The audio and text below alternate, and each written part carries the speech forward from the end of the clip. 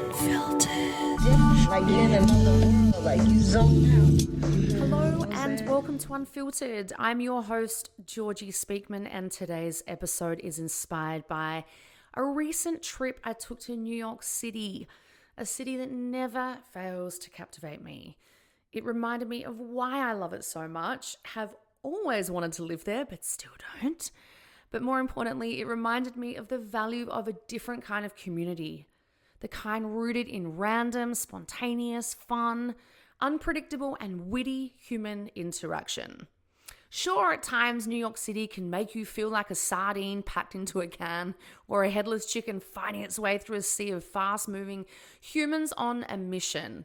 But ultimately, this episode is for the stay-at-homers, remote workers, and anyone who lives in a city that's not quite like New York, but might be missing a little spice in their life from those everyday human connections. I lived in LA post-life in Australia for nearly 8 years, a city known for its own brand of vibrancy, but one that often leans more insular and curated because it's spread out like mustard across desert and concrete with the odd palm tree and succulent insight. Then, in mid-2020, I relocated to Atlanta amidst the pandemic, where I drove 10 days across the country with my dog at the time for the opportunity, to purchase property in its growing market. I traded my more inner-city apartment style of living when I first got to Atlanta for the quite a more suburban life, even though my home is in a growing urban area. And while that shift brought new opportunities and peace of mind, it also made me reflect on the type of community and connection I was leaving behind. I get to the likes of New York at least once a year. I mean, for me, New York City is a city that buzzes with energy, not just because of its pace or skyline, but because of its limitless dynamic access to all types of characters.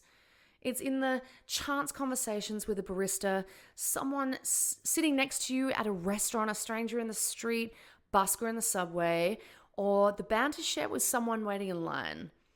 It's those unpredictable moments that make you feel connected to humanity in a way that's unique to cities like this.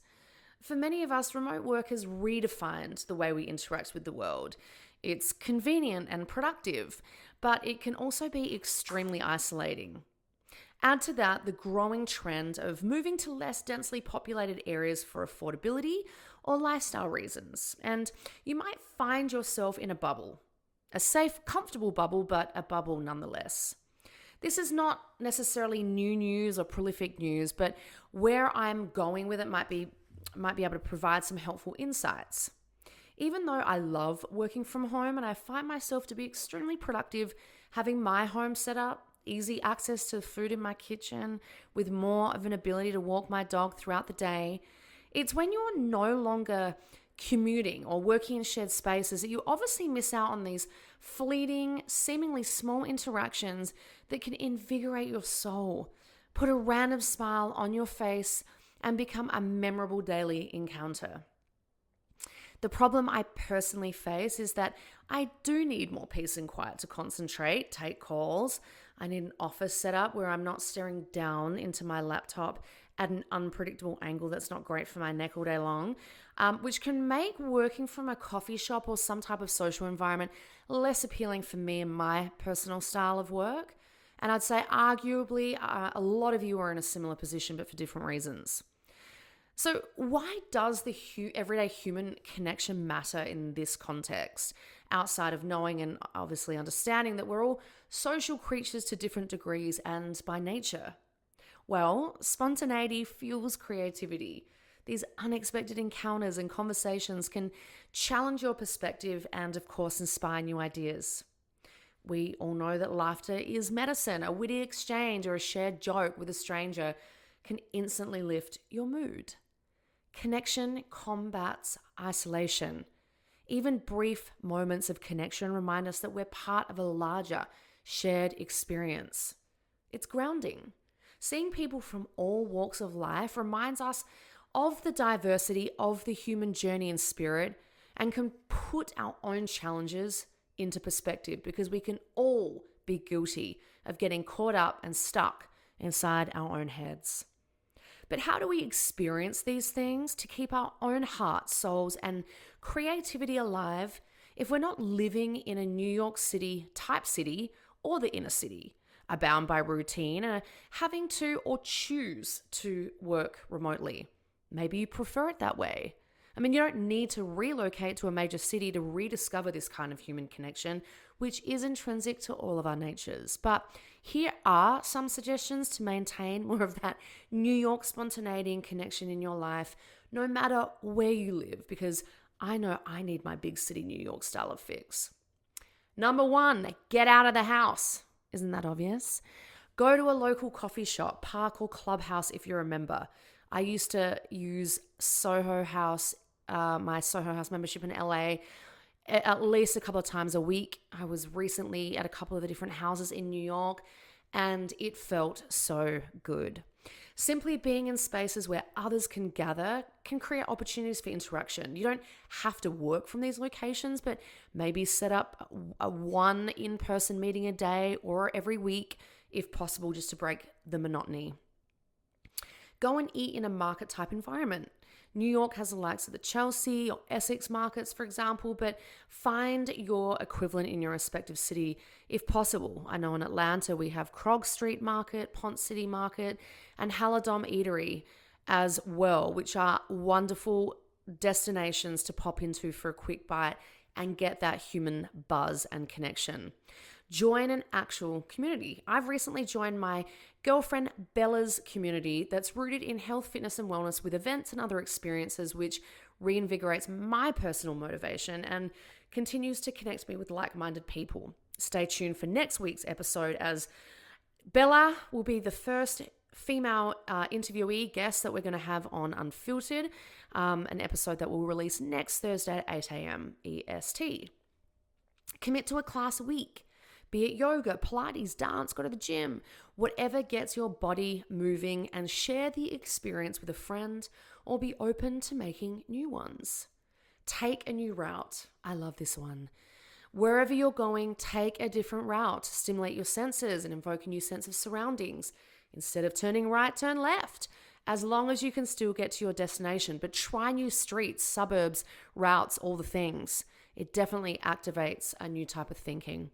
Join other groups, whether it's a book club or charity organization. Shared interests are always a great way to meet new people.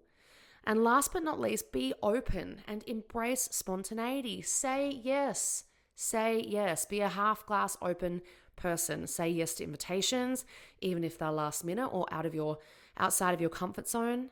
Make a list of things to do that are available to your broader environment, like within your broader environment.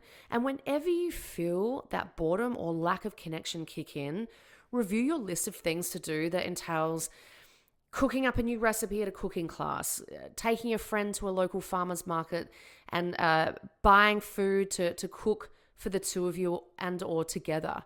Writing from a mysterious location, surrounded by people, going to a gaming outlet like bowling with friends, shoot content in random locations but with purpose, walk instead of drive, ride a bike instead of walk, eat at a new restaurant, visit a new dog park, a new bar, visit a new neighborhood and walk around and take photographs, visit a new nature destination. You get the picture. Carve out time to do these things, even amidst the working week, just to activate that human connection, spontaneity, and openness. Only you can curate against your exact environment, but be creative and develop a laundry list of activities that encourage you to activate new human interaction, connection, and, of course, creativity. If you're someone who loves the comfort of working from home or prefers a quieter lifestyle, that's wonderful. Comfort is invaluable. I'll tell you, I love it too. But remember that it's possible to have both. A life that's cozy and fulfilling, but also rich in connection and spontaneity. Just as my trip to New York reminded me there's a certain magic in those unpredictable, everyday human connections, so that boredom and isolation doesn't creep in, and you can still remain alive and connected to something bigger than ourselves. And that's important. Wherever you are, whether you're working remotely, living in a quieter city, or navigating a new chapter in life. Find ways to bring a little of that magic into your life, as we only live once. Guys, complacency is the enemy of progress. So be open to trying new things, be open to spontaneity, be open to taking that new route to keep your heart, mind, and soul activated and inspired. Thank you so much for tuning into Unfiltered. I hope this episode inspires you to seek out and embrace those random, beautiful moments of life and connection. Until next time, stay open, stay curious, and as always, stay unfiltered. Like you're in another world, like you zoned out.